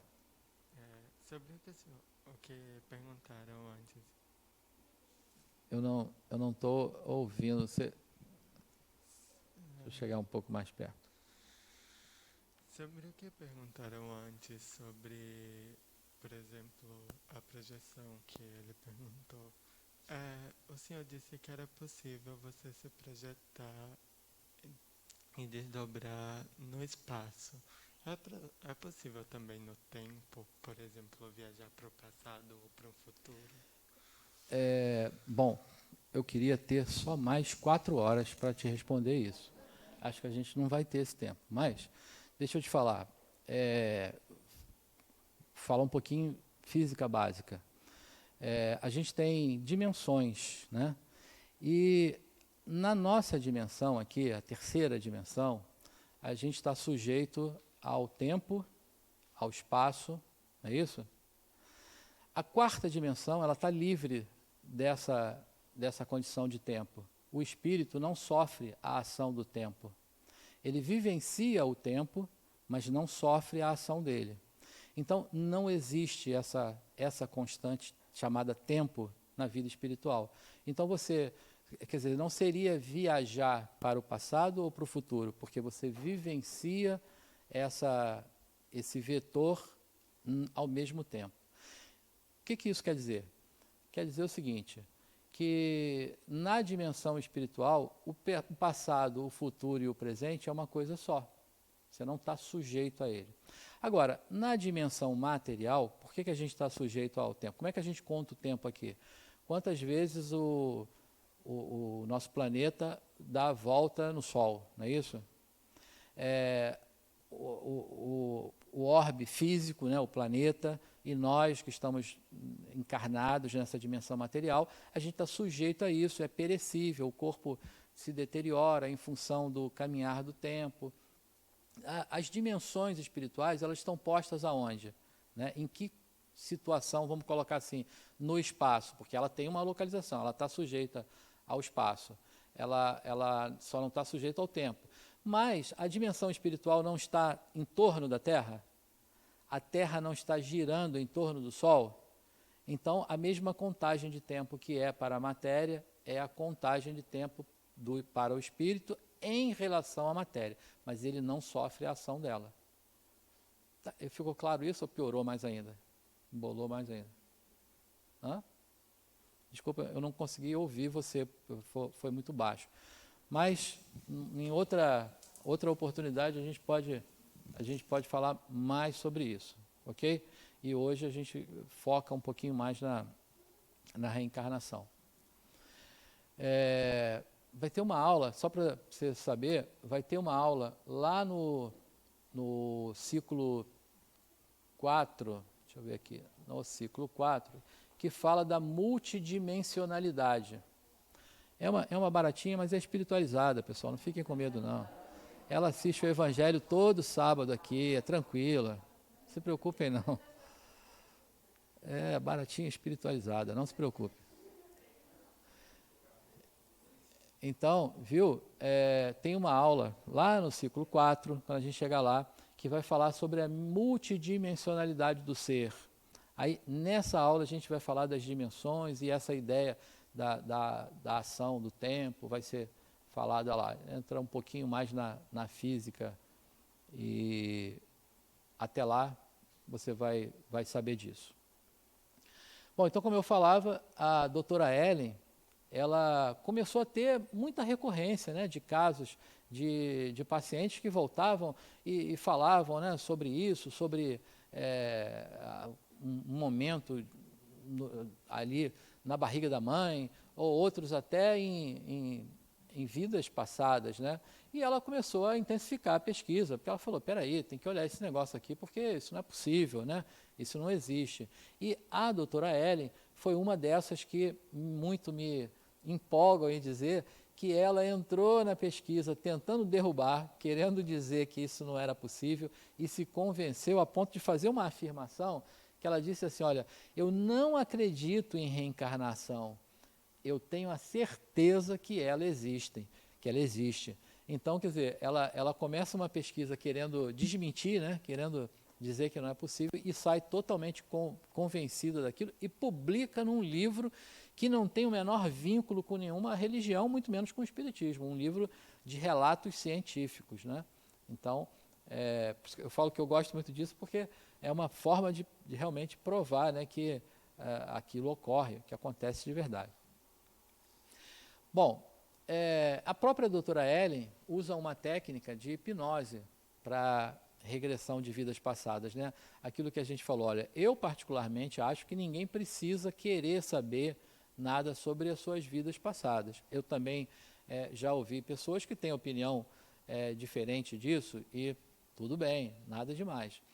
Mas quando há, na minha opinião, uma necessidade real, quando a pessoa tem uma questão para resolver, um trauma, enfim, uma questão qualquer que precise ser trabalhado, que ser resolvido agora, então utilizar uma técnica dessa de regressão para se voltar lá naquele momento do trauma, né? Tem uma técnica terapêutica que fala dos 3 R's, né? Que é o relembrar, o reviver, você tem que voltar ao trauma para você ressignificar, você dá um novo sentido àquilo e pronto, e desmanchou aquilo, que não vai ser mais um gatilho, né, de ansiedade, ou sei lá de quê, na sua vida atual. Então, utilizar uma técnica dessa é bem-vinda. Mas fora isso, eu diria assim, não tem muita, não se preocupem com isso, né?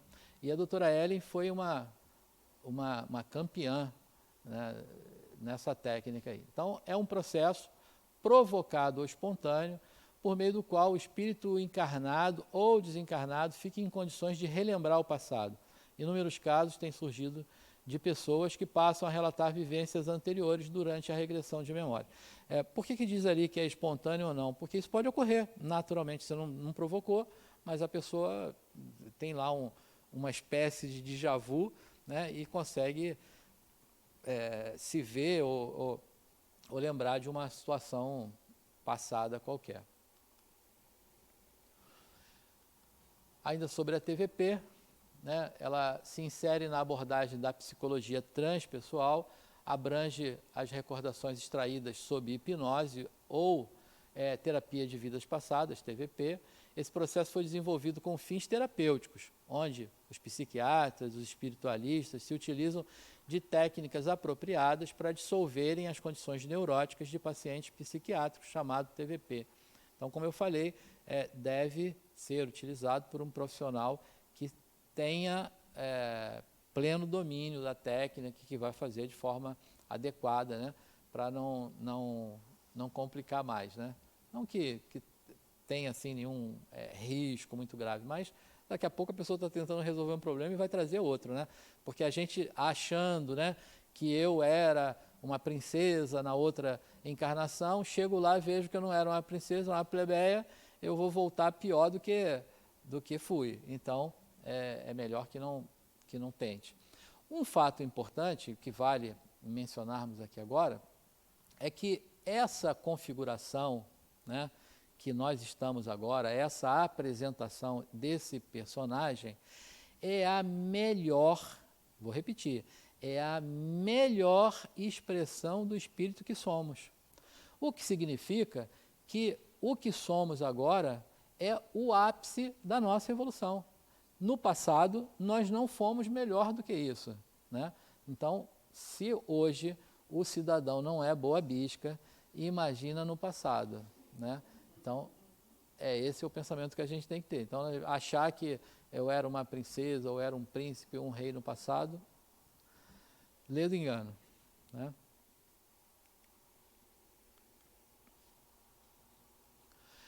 Essa doutora Hélia, ela fez uma pesquisa, depois de convencida, né, ela fez uma pesquisa que vale trazer aqui, é interessante. Ela quis perguntar, né, com as pessoas que propósito ou que objetivo elas achavam que tinha a sua encarnação, né?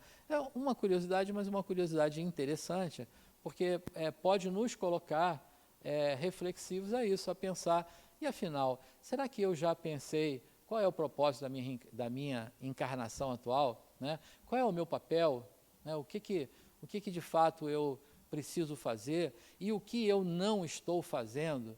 Porque algumas vezes a gente pensa assim, quando desencarnar, né, eu me torno uma entidade, né?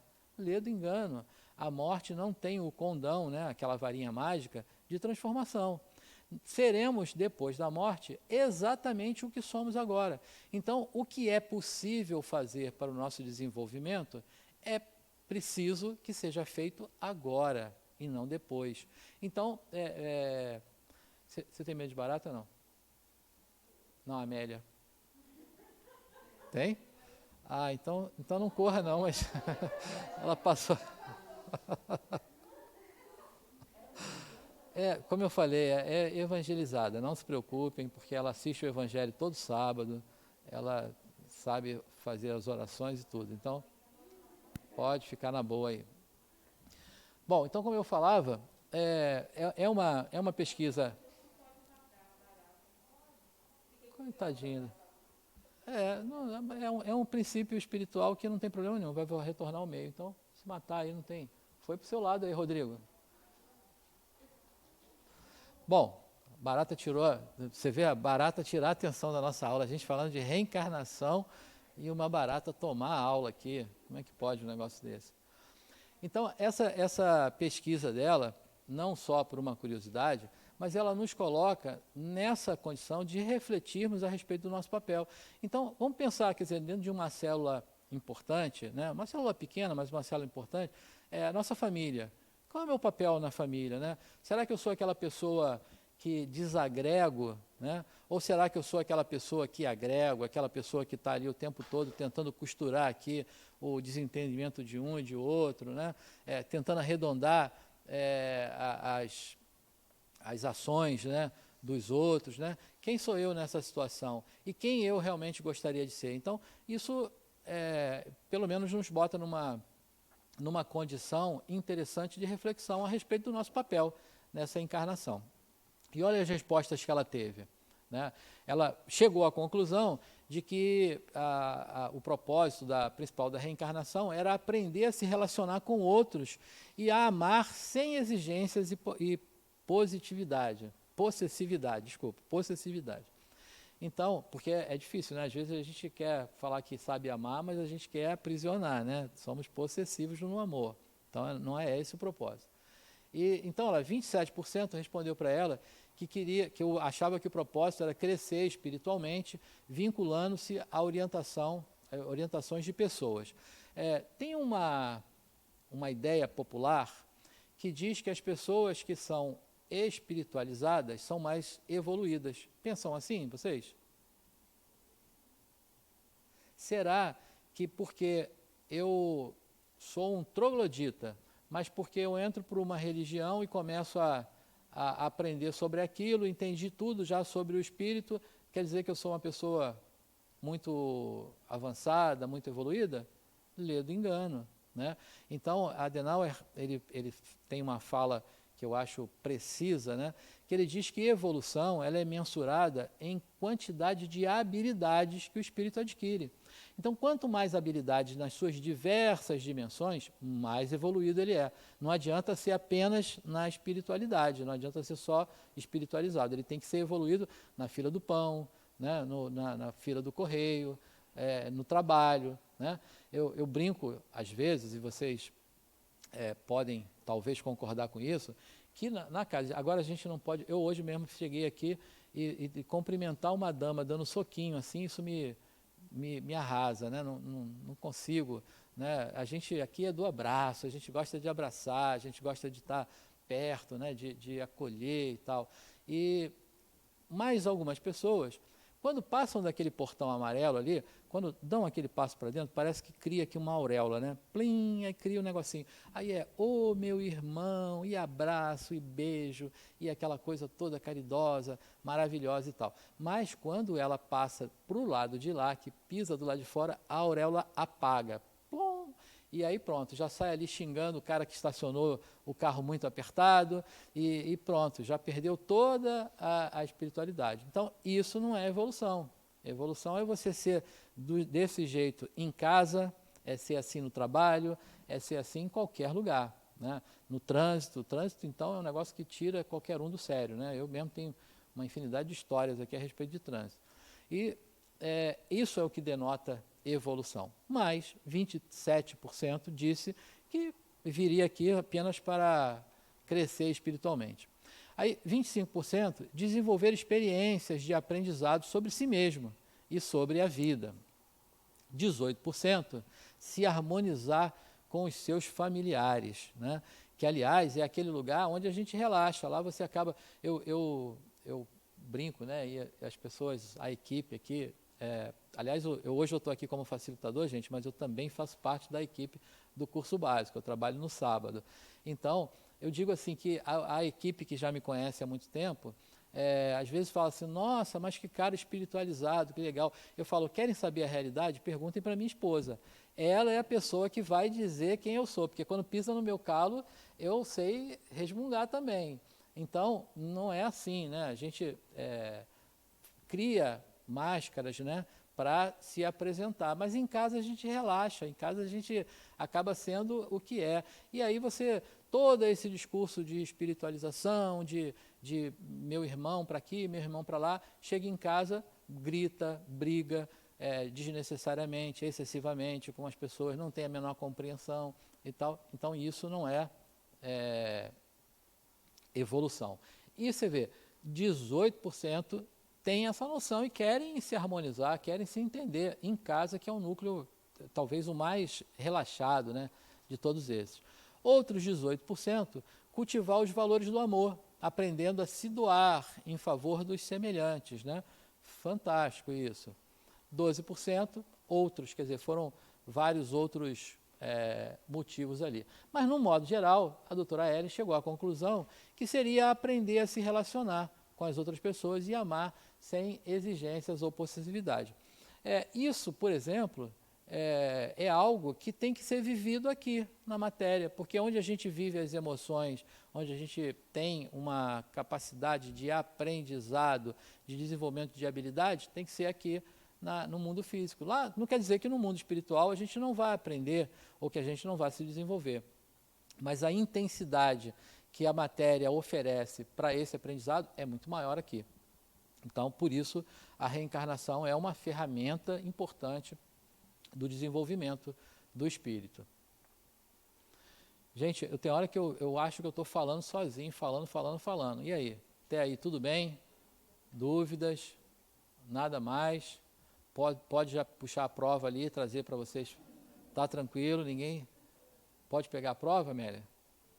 Não estão perguntando, eu estou entendendo que está claro. Bom, aí o que eu falei, é colega de profissão brasileiro, sou fã dele, professor Hernani Guimarães Andrade. Então, é um brasileiro, engenheiro, parapsicólogo, pesquisador da reencarnação e da existência do espírito, professor da pós-graduação da Universidade de São Paulo, diretor do Instituto Brasileiro de Pesquisas Psicobiofísicas, né, o IBPP, Então, o professor Hernani publicou um livro, né, que diz assim, ó, um caso que sugere reencarnação. E outro livro chamado Reencarnação no Brasil, que são 8 casos registrados e 75 casos estudados. A gente observa aí uma diferença interessante de número de pesquisas, né, do objeto da pesquisa. Você vê o americano lá, numa linha de pesquisa, 3.000 casos, na outra linha, 2.600 casos. O brasileiro, um livro que fala um caso que sugere, o outro, porque infelizmente pesquisa no Brasil, gente, é difícil, né? Primeiro que é caro, né? E a gente não tem investidores para isso, e segundo que mesmo as pessoas que então têm interesse, por não conseguir se manter ou se sustentar naquilo, né, não conseguem avançar. Então a gente tem um número muito menor, né, de pesquisas em função disso.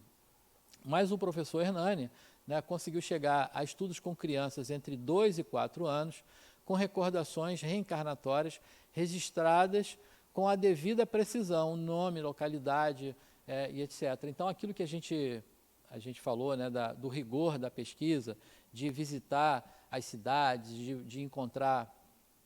esse olhar é o que está chegando na minha hora, né? Quando chega aqui no lado, aqui, já está dizendo assim, ó, você só tem mais 10 minutos. Quanto é? Mais 10 minutos? Então, falei certinho, viu? Bom, mas a gente já está chegando no final.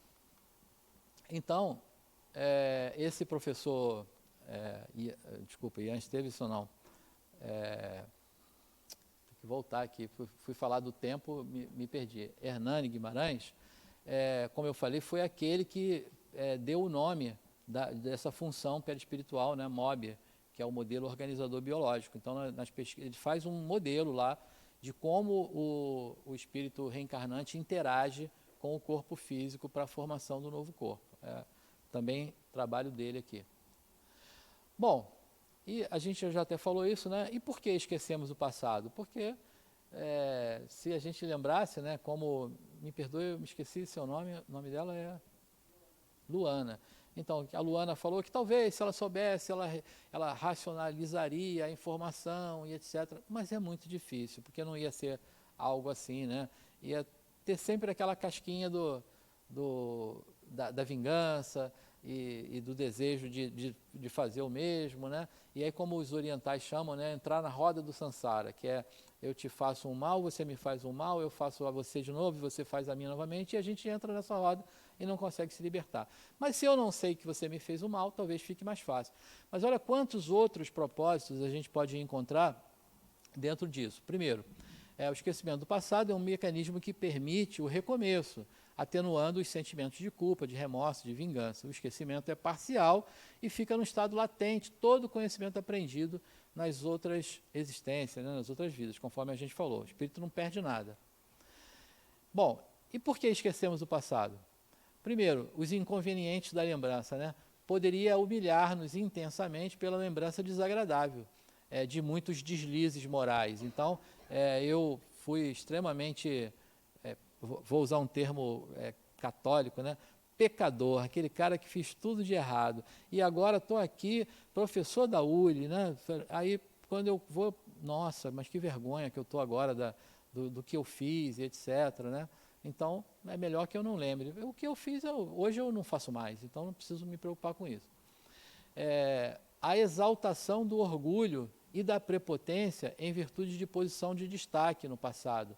Então, posso ter sido lá um senador da República, olha, estou me colocando como o Emmanuel, né? Um senador da República Romana, já pensou? Aí agora fala, nossa, mas será que isso denota algum tipo de evolução naquela época? Mas atrapalharia a reencarnação, porque o orgulho daquilo que você vivenciou e foi, te atrapalharia. Então, danosos efeitos na relação social, pois se tivéssemos as nossas lembranças vivas, né, ia atrapalhar tudo, aquilo que a gente falou. E as vantagens de não lembrar? Oportunidade de recomeço, sem lembranças perturbadoras, reconciliação com antigos adversários, né? Não lembro, eu não sei que aquela pessoa foi a que me matou, eu posso começar uma nova relação. E superação de traumas passados em circunstâncias ora renovadas. Bom, a gente já está chegando no final, ainda que eu vou apresentar para vocês ainda uma lista de pesquisadores e de bibliografia, para que vocês não fiquem apenas em tudo que eu falei e que não acreditem em absolutamente nada do que eu falei. Ponham isso à prova, né? Vão pesquisar, vão olhar nos livros, e eu vou trazer uma relação deles aqui para que vocês busquem e falem assim, será que esse cara que ficou aí 1h30 falando com a gente, falou e era verdade mesmo? Vamos colocar isso à prova? Então, façam isso, por favor, vão atrás da informação. Mas, trazendo aqui para a nossa reflexão, né, Jesus diz assim, respondeu Jesus, em verdade, eu te digo, que se um homem não renascer da água, líquido amniótico, né, e do Espírito, não poderá entrar no reino do céu. Não te admires de que eu te tenha dito, é necessário que torneis a nascer. Então, Jesus está falando de quê aí? Será que não tá claro, né? Ele está falando da reencarnação.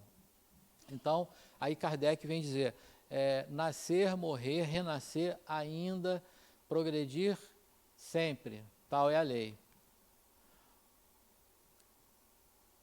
A reencarnação é um processo dialético, está no livro de vocês, no capítulo 6, é um processo dialético entre corpo, matéria e espírito.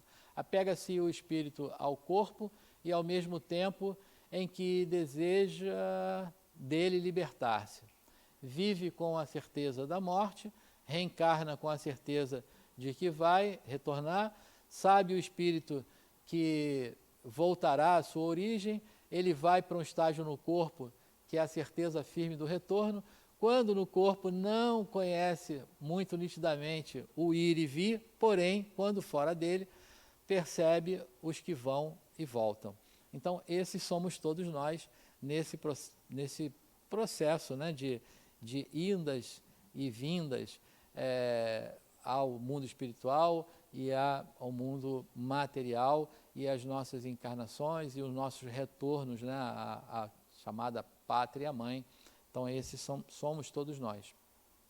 E aí, como eu falei, pesquisas científicas sobre reencarnação. Então, olha, As Vidas Sucessivas, de Albert Rocas, Reencarnação no Brasil, do professor Hernani Guimarães Andrade, Morte, Renascimento e Evolução, do mesmo autor, Vida Pretérita e Futura, do professor Bernaget, que é aquele indiano que eu falei, né, que tem uma linha de pesquisa muito parecida com a do Ian Stevenson. E hoje, lá na Universidade do Canadá, a cadeira continua funcionando, as pesquisas continuam.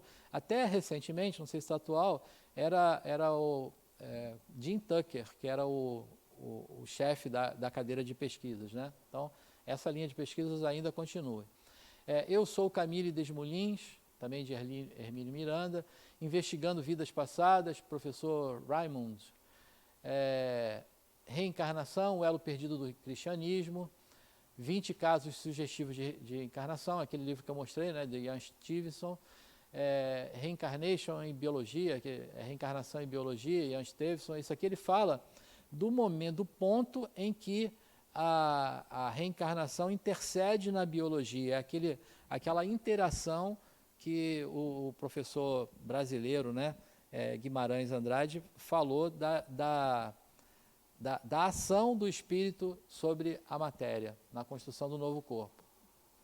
Recordando Vidas Passadas, Ellen Wambach, Conhecendo o Espiritismo, Adenauer Novaes, o livro de vocês, e Espiritismo e Religiões Reencarnacionistas, do Cid Udibo. Esse também fala sobre aquela viagem toda entre os pensamentos reencarnacionistas de outras filosofias que não são o Espiritismo. Então, enfim, não fiquem apenas no que eu estou dizendo para vocês. Podem se aprofundar, porque hoje tem uma vasta literatura, tem um campo de pesquisa imenso para que a gente procure informações sobre isso e não fique apenas aqui na aula. Para a gente finalizar, alguma pergunta a mais? Tudo tranquilo? Posso considerar que a aula esclareceu ou posso considerar que a aula trouxe mais dúvidas para vocês? Porque se trouxe mais dúvidas, foi muito bom, porque isso é desejável. E, como eu falei, né, não vamos ficar aqui só nessa aula. Na próxima semana, vocês vão ter uma continuação, ainda falando sobre reencarnação, e na outra aula também, porque esse tema ele é tão complexo que não dava para a gente compactar ele numa aula só, então teremos 3 aulas sobre reencarnação. Então, se ficarem dúvidas, que eu até espero que tenham ficado, vocês tirem na próxima aula com o próximo professor, que vai ser um prazer. Não vai ser eu, né? Então, acho que alguém vai ficar com essa responsabilidade aí de tirar as dúvidas de vocês. Tá bom? Você ia perguntar alguma coisa, não? Muito obrigado, então, por hoje. Foi um prazer estar aqui com vocês. Foi o nosso primeiro encontro, espero que de muitos. Então, uma boa noite. Até outra oportunidade.